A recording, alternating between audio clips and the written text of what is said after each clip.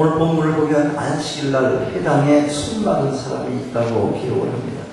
그런데 같은 이런 사건, 그걸 누가복음서에서 또 다르게 표현되고 있는데요. 보면 오른손이 말랐다 그렇게 기록합니다. 문맥의 상황을 보아서 이 사람은 결국 나면서부터 손이 마른 것이 아니라 병이나 사고로 손이 마른 것으로 보여지는 것입니다. 어쨌든 이 전설, 전해 오는 이야기에 의하면 석공이었다고 그렇게 합니다. 돌을 다루는 것을 직업으로 가진 사람이 오른손이 많았다. 여러분 어떤 일이 생기는 거예요? 주로 오른손으로 하잖아요. 이들은. 그죠? 네. 이 사람에게 있어서 이 손이 많았다는 것은 기본적인 생계 문제. 뭐예요? 뭐죠? 먹고 살 수도 없잖아. 그러니까 뭐야? 의식주 그렇게 말하잖아. 의식주. 이거 의식주 해결하는데 아주 치명적인 고통이 수반되는 것입니다. 뿐만 아니라 성경이 말하는 손은 봉사를 의미하기도 하잖아요. 때로는 능력을 의미하기도 하는 것입니다. 그렇게 볼 때 그는 아무것도 할 수 없는 아주 딱한 처지에 있게 됐다고 하는 것입니다. 바로 그런 손 많은 사람이 오늘 보니까 회당 안에 있어요. 요즘 표현으로 말하면 어떤 의미겠습니까? 손이 마른 사람이 교회 안에 있다. 회중의 한 멤버로 있다. 요즘 교회를 해석하게 될 때는 교회 안에 이 손이 마른 사람이 있다는 것은 봉사할 수 없는 사람이다. 봉사하지 못하는 사람이다. 그런 경우 또 봉사를 하지 않는 사람일 수 있다. 여러 가지 해석할 수 있어요. 여러 가지로. 교회에 나오지만 전혀 일하지 않는 사람, 못하거나 안 하거나 성도를 전혀 섬기지 않는 사람, 섬길 수 없다거나 섬기지 않다거나 어쨌든 봉사가 되지 않는 사람을 말하는 거예요. 그러면 이런 사람 보통 우리가 손을 모아 기도한다, 손을 들고 기도한다 그렇게 말할 때 그런 경우라면 뭘 못한다는 거예요? 이게 지금 기도를 열심히 할 수 없다는 의미가 또 된다는 거죠. 손이 의미하는 바가 이렇게 큰 거죠. 여러분 악수할 때 어떻게 해요? 어떤 사람하고 악수합니까? 무엇인가 관계가 있어야지 악수가 되는 것이. 지나가는 사람이 아무 사람이 와갖고 손 대면 여러분 그냥 털썩 잡을 수 있어요? 어떻게 관계성에서 이 손을 이해할 필요가 있다는 거예요. 기도하지 못하는 사람일 수 있어요. 능력에 손이 말라 아무 능력을 행사하지 못하는 사람 가르치는 거예요. 잠언 30장 20절에는 그는 권고한 자에게 손을 펴며 궁핍한 자를 위하여 손을 내밀며 라는 말씀이 있습니다. 칭찬 듣는 사람은 궁핍한 자에게 손을 내미는 자인 것입니다. 신명기 15장 11절에는 땅에는 언제든지 가난한 자가 그치지 아니하겠으므로 내가 내게 명하여 이르노니 너는 반드시 네 경내 네 형제 곤란한 자와 궁핍한 자에게 네 손을 펼치니라 이렇게 말씀을 해요. 궁핍한 자를 보면 필요한 도움을 베풀라 그런 말씀이죠. 한편 데살로니가전서 4장 11절에 보면 또 너희에게 명한 것 같이 종용하여 자기 일을 하고 너희의 손으로 일하기를 힘쓰라 그렇게 말씀합니다. 손은 일을 해야 한다. 그걸 말씀하잖아요. 그리고 디모데전서 2장 8절에 보니까 그러므로 각처에서 남자들이 분노와 다툼이 없이 거룩한 손을 들어 기도하기를 원하노라 이렇게 말씀해요. 근데 손이 마르면 움직일 수 없다는 거예요. 손을 못 들어. 그리고 기도 성경대로 하기가 어렵다. 이런 의미죠.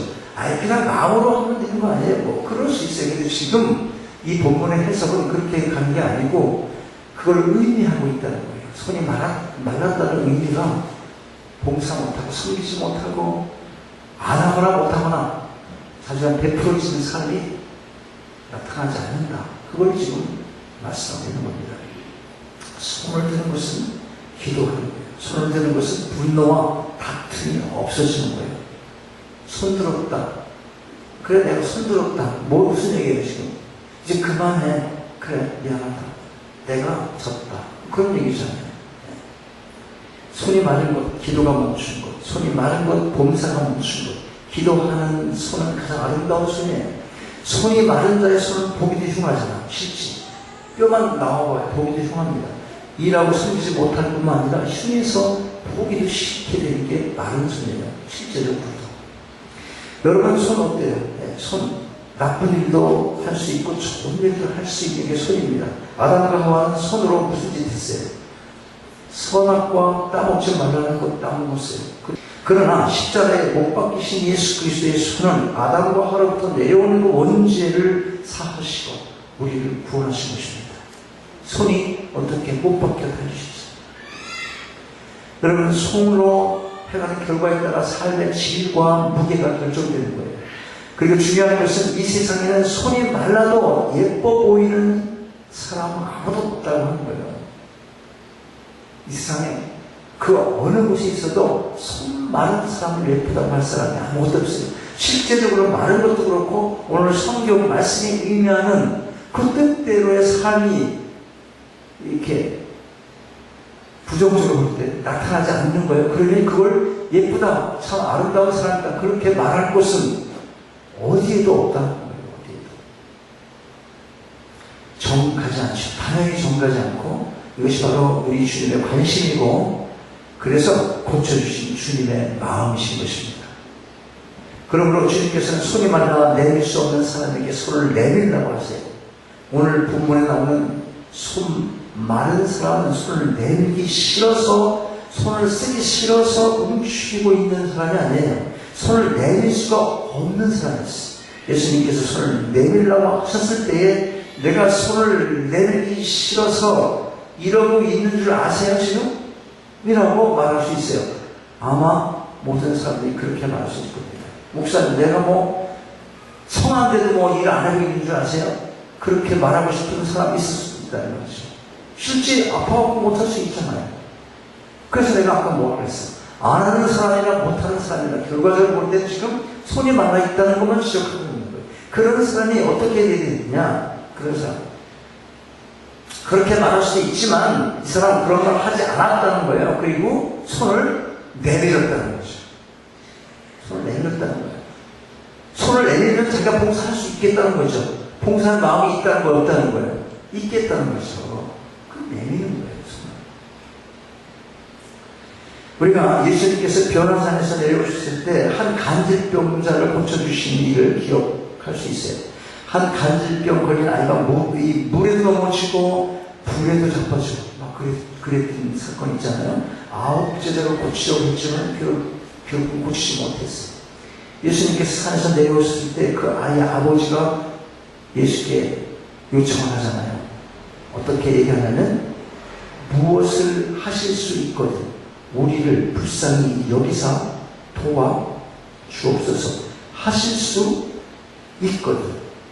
그때 예수님은 할 수 있거든이 무슨 말이야? 믿는 자에게 능히 하지 못할 게 없다 그렇게 얘기하는 거예요. 38년 동안이나 걷지 못하고 베데스다 목가에 있던 병자에게 예수님은 내 상을 들고 걸어가라 그렇게 말씀해요. 만약 이 병자가 나는 걸어가지 못하는데 아직 낫지 않았기 때문에 이럴 수가 없는데요. 그렇게 했다면 못 걸어가요. 그런데 그는 일어나서 상을 들고 걸어가는 거예요. 행함으로 나타나는데 능력 역사가 반드시 일어나게 되는 거예요. 그러면 행동으로 일어나서 그걸 표현하게 된다는 것은 무엇을 근거로 한 겁니까? 믿음으로 근거한 거예요. 믿음으로. 자신이 걷지 못한다는 사실을 그 순간 믿고 일어난 거예요. 믿음으로. 이런 모든 믿음의 행동들이 바로 손을 내미는 것을 추구한다 이것입니다. 손바닥을 드러내는 것이 손바닥을 펼쳐 보인다는 것, 자신의 모든 것을 숨기지 않고 본심을 드러낸다 그 말입니다.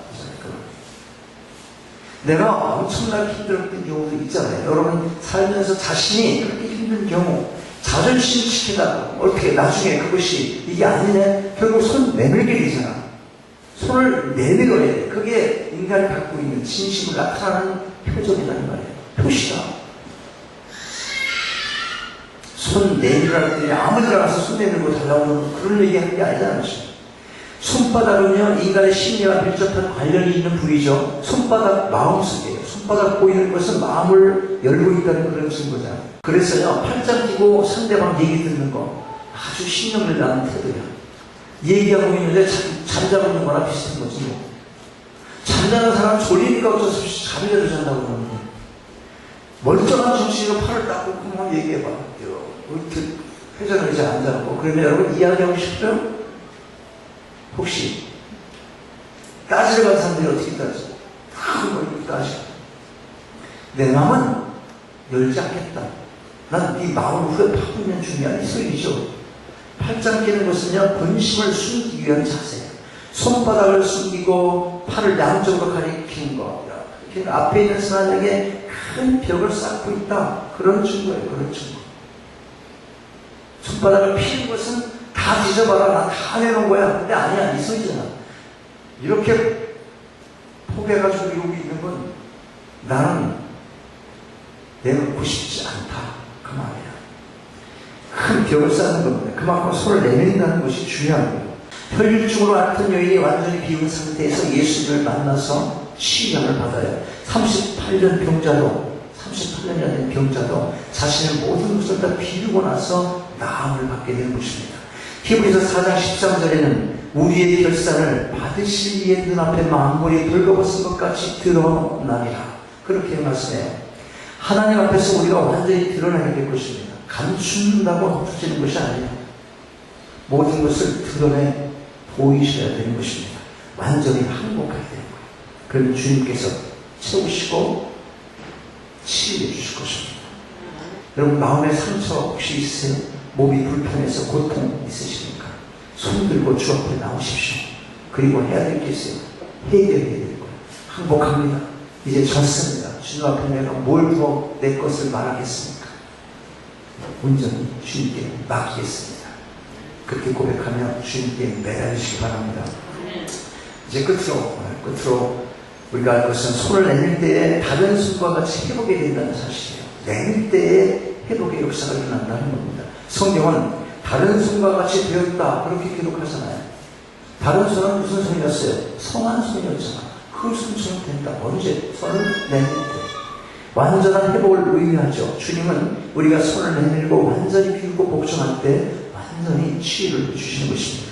출애굽기 4장 4절에 보면 네 손을 들어내밀어 그 꼬리를 잡으라. 그가 손을 내밀면 그것을 잡으리. 손을 내밀어서 꼬리를 잡았어. 무슨 꼬리? 뱀 꼬리 얘기하는 우리 지금 그의 손에서 지팡이가 되는지라. 어떻게 시킬 걸 시키셔야죠. 이렇게 따지죠 여러분들. 우리가 그런 생각이 있잖아요. 이게 말이 돼요? 성경에 보면 이상한 일을 많이 하세요. 진흙을 이어고 눈에 바르지 않나 예수께서. 그래서 이단들이 그걸 또 그대로 문자적으로 해갖고 별짓 다 하는 거예요.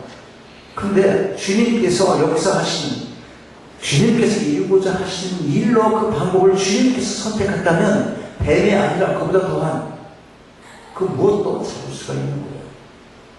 독을 마셔도 죽지 않는다. 그런 말씀도 있잖아요.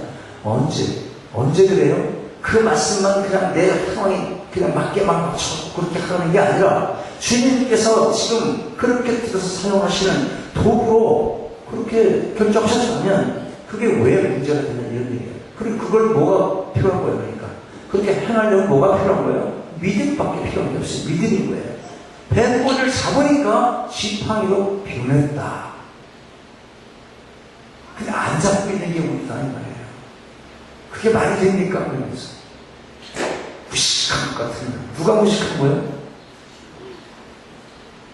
그걸로 말하는 거예요. 세상이 우리를 무식하다 조롱하는 거예요. 그래서 묘시하는 겁니다. 십자가의 도를 우습게 본다 그 말이에요. 왜 손을 내밀어 잡으라고 했으며 왜 손을 내밀며 그것을 잡았다고 해요? 왜 내밀어를 반복하나 이 말이에요. 내밀 수 없는 손을 내밀라는 거예요. 그러니까 내밀어 그렇게 말하는 거예요. 내밀 수가 없어. 우리는 내밀 수가 없는 마음을 갖고 있잖아. 손에 병이 들었건 마음속이건 그걸 거부하잖아. 이게 말도 안 되는 일이다. 내밀 수 없는 손을 내밀어라. 내밀 수 없는 손을 내밀었다. 그걸 말씀하는 거예요. 뱀을 잡으려는데 겁내지 말라. 이 소리입니다. 뱀을 잡는다는 것 위험을 무릅쓰는 일이에요. 위험하다. 그러나 위험하고 겁나는 일이지만 손을 내밀 때 잡게 되는 것이고 그 잡음을 통해서 하나님의 기적이 나타나게 된다는 것입니다. 손을 내밀 때 그의 손에서 지팡이가 될 수 있었잖아요. 손을 내밀으라고 하셨는데 내미는 것은 하나님과의 신뢰 회복을 말씀하고 있는 겁니다. 믿음의 회복이니까. 곧 신뢰, 관계성이 있고, 사도행전 4장 30절에는 초대교회 사도들의 사역 기도가 나와요. 손을 내밀어 병을 낫게 하옵시고 표적과 기사가 거룩한 종 예수의 이름으로 이루어지게 하옵소서. 사도들이 손을 내미는 것은 낫게 하는 역사입니다. 병자들이 있으면 자신 있게 손을 내밀어야 하는 것이에요. 아무리 알아도 믿어도 손을 내밀지 않으면 낫게 하지 못하는 것입니다. 아까 손을 내밀다는 거 만지기만 한다는 그런 얘기가 아니죠. 손 뭐라고 그랬어요? 기도로 의미한다고 말했잖아요. 기도할 수 있는 거잖아요. 손을 또 아픈 부위를 대고 싶은 게 우리 본능이잖아요. 낫게 해주세요. 손을 대는 그 자체가 역사가 아니라 손을 내밀 때 기도하게 된다는 의미를 갖고 있는 것이고, 또 인간 본능적으로 아프니까 그리고 사람 타치하게 되잖아요. 마음에 상처 있는 사람 대충 잘 정리해보고 그거 갖고 그래 이렇게 하고 말아. 정말 사랑하는데 모르겠다. 그러지 않아요? 내미시라는 거예요. 손을 내미시라는 거예요. 터치를 하라는 거예요. 사도행전 9장 41절에 보면 도르가를 살리는 장면 나와요. 베드로가 손을 내밀어 일으키고, 이 말씀은 손을 내밀 때 살아난다는 것 말씀하고 있는 거예요. 손을 내미는 것은 완전한 회복이에요. 손의 힘은 대단하죠. 손을 잘 관리하지 않고 내버려두면 머지않아서 무기로 바뀌게 되는 겁니다. 권세를 얻기 위해서 남을 헐키고 살아남기 위해서 누군가 목을 쥐고 쾌락을 위해서 상대를 유혹하는 이상한 소리입니다. 그런 일이 얼마나 많습니까? 잘못 쓰니까 자식도 죽이고, 잘못 쓰니까 아버지도 죽이고, 은행 강도들, 그 다음 그런 거 아니에요. 주어진 손을 잘못 쓰니까 범죄가 생깁니다. 하지만 손을 잘 다스리면 은혜의 도구로 쓰일 수 있는 것이에요. 그저 하나님의 손 안에 든 연장 정도가 아니라 하나님의 손 그 자체처럼 능력을 나타내는 은혜를 하나님께서 부어주신다. 그런 것입니다. 여러분의 손을 내밀어 은혜의 도구가 되게 하시기 바랍니다. 손은 마음의 대행자입니다. 머리와 손은 짝을 이루어 일을 하게 되는 것입니다. 여러분, 손을 내미는 것은 솔직하게 자신을 내어놓는 일이에요. 기억하십시오. 두 번째, 손을 내미는 것은 예수님을 의심하지 않고 의지하는 자세를 가리키는 것입니다. 세 번째로 다 정리하는 겁니다. 지금 세 번째는 손을 내미는 것은 자신의 불가능을 극복하고 가능한 것을 믿는 믿음인 것입니다. 손이 마르셨으니까 주님께 손을 내미시기 바랍니다. 그리하여 우리의 무뎌진 마른 손을 말끔히 고침받고 손을 내밀어 교회를 섬기고 이웃을 섬기고 세상을 섬기며 살아가는 하나님의 아름다운 백성이 다 되시기를 주님의 이름으로 축원합니다.